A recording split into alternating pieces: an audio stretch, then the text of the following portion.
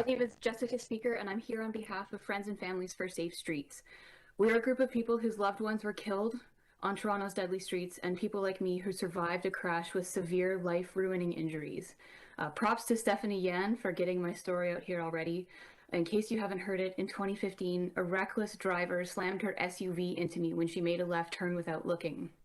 I was hit on Bathurst, which looked just like Yonge used to look. It's an incomplete street designed for speeding cars instead of safety. So I was hit with the full kinetic force of a 5,000-pound SUV. This driver broke my spine, inflicted a significant brain injury, and so much severe damage to my body that I nearly died a second time of a massive bilateral pulmonary embolism, a huge blood clot across both of my lungs, which Dr. Prendergast, who just deputed, will understand how serious that is. Toronto's streets took away my formerly strong and resilient body, my sense of safety and belonging, and my emotional well-being.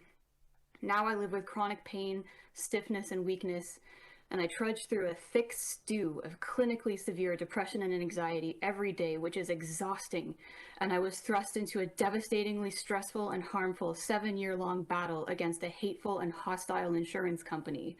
Toronto has filled me with grief, not only mourning the person that I used to be, but also mourning for the unending anguish of all of the families that I've come to know whose loved ones were senselessly killed in road violence. But now to say something good.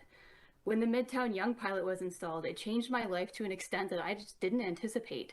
I work with a client several times a week near Yonge St, and I can now ride my bike to see him in relative safety because a significant network gap was filled in.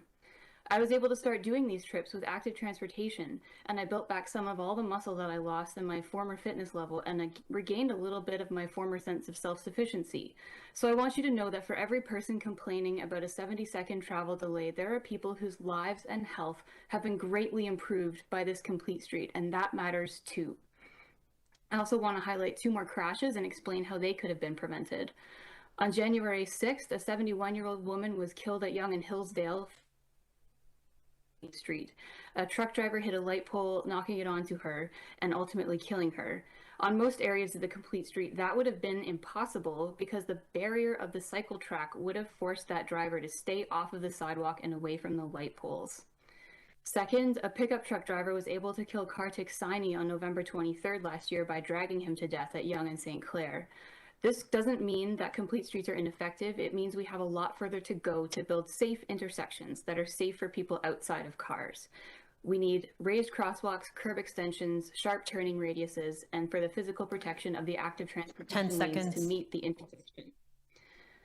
Friends and Families for Safe Street members are the unwilling experts on road violence, so you can take it from us. It is easier and less costly in every possible way to build safe streets than it is to lose your family member or have your life destroyed. You have a binary choice here. Build safe streets or watch people be killed. Your job as leaders in a Vision Zero city is to choose safety ahead of perceived driving convenience. Please make this complete street permanent. That's what Vision Zero is all about. Thank you. Thank you for your deputation. Are there any questions of the deputant? Okay, seeing none, our next deputant is Paul Daidula.